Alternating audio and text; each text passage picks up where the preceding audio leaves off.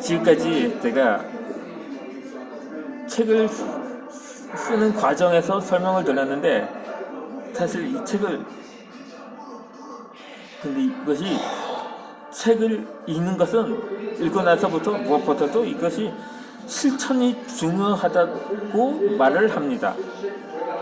물론 이 책을 그냥 뭐 독자에서 이제 저자로 발전할 수가 있다고 많은 저자들이 이렇게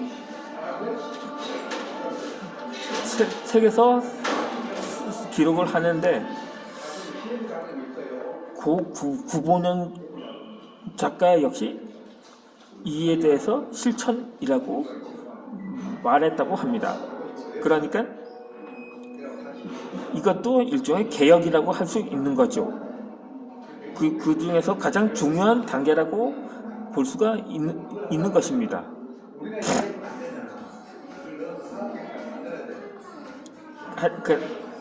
물론 이는 가장 중요하지만 한편으로는 가장 어려운 단계라고도 할 수가 있습니다. 그래서 고액을 받는 능력 있는 컨설턴트들도 더 이상 도와줄 수 없다고 물러서는 대목이 바로 실천의 단계라는 것입니다. 제가 만화를 그리고 있을 때 그때 문화생이라는 제도를 처음 알게 되었거든요. 제가 그래서 물론 제가 기성작가의 문화생으로 들어간 적이 있었습니다. 물론 한 열흘 만에 그만두었지만 말입니다. 아니, 한 보름 이상은 버텨보았습니다. 물론 그것은 제 나름대로 제가 할 수 있는 장르가 따로 있다고 판단이 되었기 때문이기도 하죠. 아무튼 독서도 마찬가지로 얼마나 많이 읽어서 얼마나 많이 아느냐가 중요한 게 아닙니다. 결국 관건은 그래서 얼마나 행동을 했느냐는 것입니다. 생각은 고이면 썩기 마련입니다. 여기서 고인다는 의미는 생각만 계속하고 아무런 행동을 취하지 않음을 말합니다.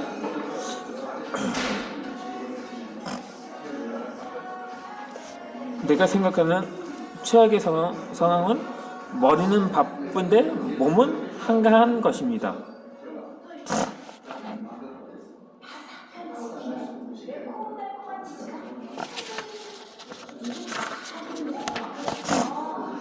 어떻게든 일단 시작할 것이라는 한 변화와 모든 인급 비밀이 숨어 있습니다.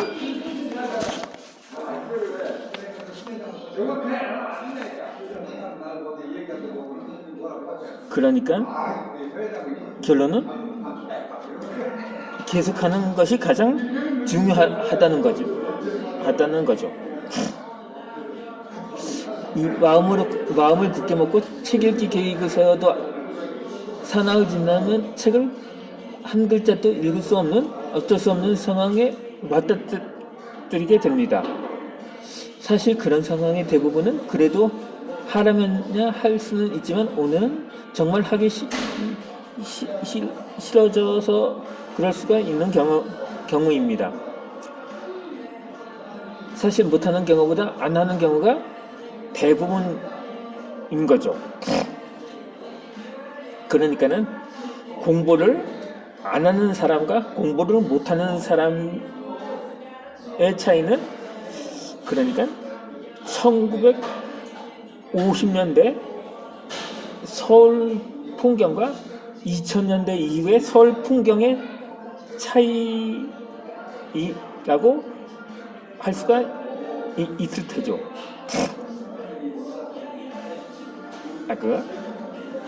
보충 설명까지는 필요 없을 것 같습니다. 이 좌우지간 독서를 기획할 때 가장 중요한 것은 어떤 책을 읽은 것인지가 아닌 얼마나 꾸준히 책을 읽을 수 있는가입니다.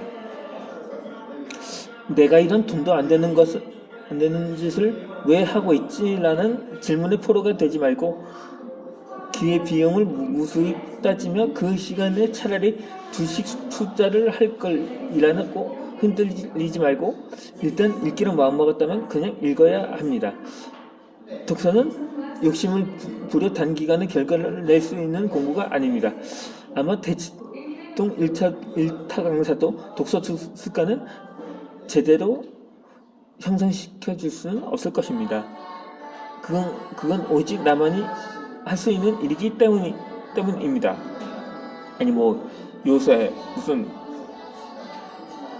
최근에 쿠팡이 뉴욕 증시에 상장되었다고 하는데 이로 인해서 너도 나도 주식 투자에 뛰어드는 현상이 많이 감지가 되고 있음을 볼 수가 있을 것입니다.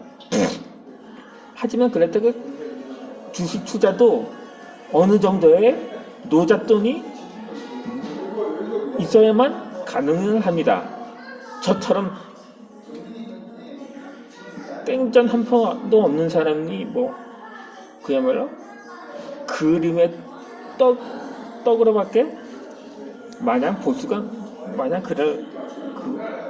그렇게 그런 거라고밖에 볼 수가 없는 거겠죠. 아무쪼록 흔히 공부에는 성공이 없다고 합니다. 물론 이 주식 투자도 그와 관련된 예를 들어 재테크 관련 서적이라든지 경제 경영 분야의 책들을 주로 습득해봐야 어느 정도 그에 대한 사전에 그 주식의 흐름을 파악할 수가 있을 테죠.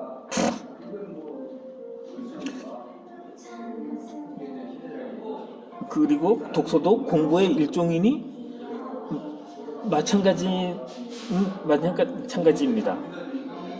평생 하는 것이지 어느 순간 성공과 실패로 나눌 수 있는 게 아닙니다.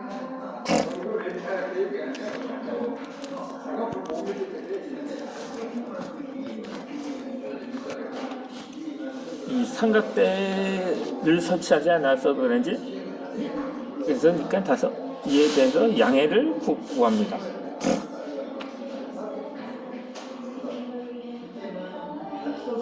무조건 꾸준히의 의무를 두어야 합니다.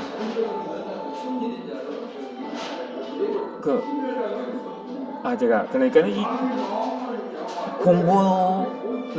공부와 독서도 그러한 일종을 연계시킨다고 한다니까 그렇게 하는 거죠.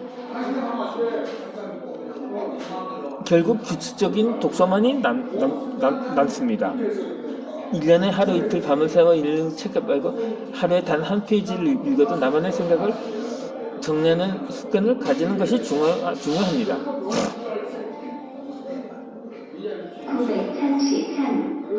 또 읽은 내용을 요약 정리하며 제대로 발제하지 못하더라도 적어도 핵심 키워드 정도는 뽑아낼 수 있어야 합니다. 읽기는 잘 되지만 쓰기에서 막히는 이유라든가 같은 말을 진정한 읽기는 쓰기로 완성되는 이유는 여기에 있습니다. 잘 이해했다고 생각하는데 막상 종이를 펼쳐놓고 글을 쓰려고 하면 아무것도 떠오르지 않는 경우가 많습니다. 읽은 내용을 제대로 이해하지 못하면서 이런저런 단어들이 머리를 마구 휘젓고 다닐 수도 있습니다. 저도 마찬가지로 한창 책을 쓰려고 할 땐 막상 그런 경우가 있습니다. 생각은 했는데 막상 진짜 그것을 행동으로 옮기려니까 영감이 떠오르지가 않는 경우가 많더라고요. 뭐 지금 제가 유튜브 영상 촬영을 하고 있는데 그것도 마찬가지고요. 아무쪼록 항상 써보는 것이 중요하다고 합니다. 저도 유튜브 초창기 영상을 처음에 일단 우선 써놓고 제가 이전에 스튜디오 제가 개인 계정으로 촬영 영상을 올릴 때 그때는 항상 그렇게 해서 일단 무언가 적어놓고 생각한 것을 적어놓고 그걸 대사 읽듯이 그렇게 해서 영상을 올리고 설명을 드렸었거든요. 이 마찬가지로 읽고 쓴다는 것은 작가의 말을 나의 말로 다시 정리하는 것입니다. 쓰고 지고 또 다시 쓰다가 또 정리하고 넘어가는 게 중요합니다. 그래야 비로소 내가 공들인 지식과 지혜가 현실이 됩니다. 읽은 후 내 문장으로 정리하는 일은 원석을 다듬고 쳐내는 창조의 과정입니다.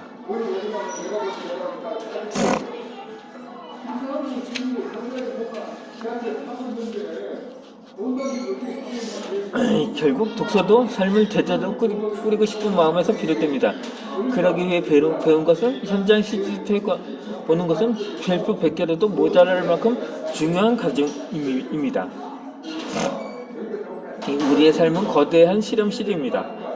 책을 통해 얻은 지식을 자유롭게 펼쳐볼 수 있는 공간입니다.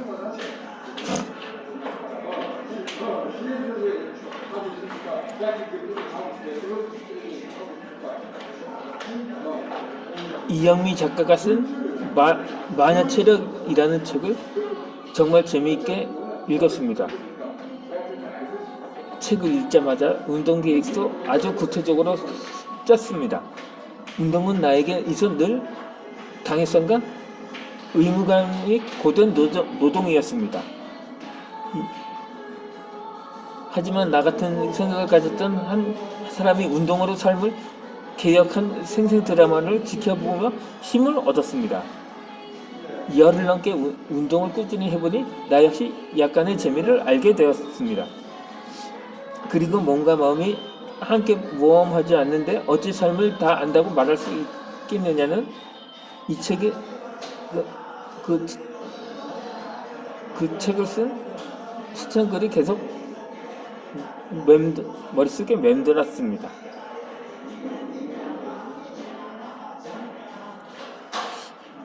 몸과 마음이 함께 모험한다는 구절이 마음에 불을 질렀습니다. 나 역시 언제나 마음의 모험만 추구하던 사람이라 더욱 그랬나 봅니다. 독서를 꾸준히 잘하려면 무엇보다 몸이 튼튼해야 합니다. 게으른 몸으로는 무엇도 이룰 수 없습니다. 한때 국민 웹툰이나 드라마로도 많은 사랑을 받았던 미생을 기억합니까? 어린 장그래에게 바둑 스승은 꿈을 이루고 싶다면 체력을 먼저 기르라고 조언합니다. 우리가 느끼는 짜증, 우울, 분노 등의 부정적인 감정들은 체력이 약해서 정신이 몸을 지배해서 나타나는 증상일 수도 있습니다. 그러니 몸과 마음이 함께 모험하는 삶은 얼마나 낭만적인가요? 스스로에게 얼마나 떳떳하고 아름다운가 하고 싶은 일이 많다면 무엇보다 체력을 기르는 것입니다. 이제 이어서 설명을 드리겠습니다.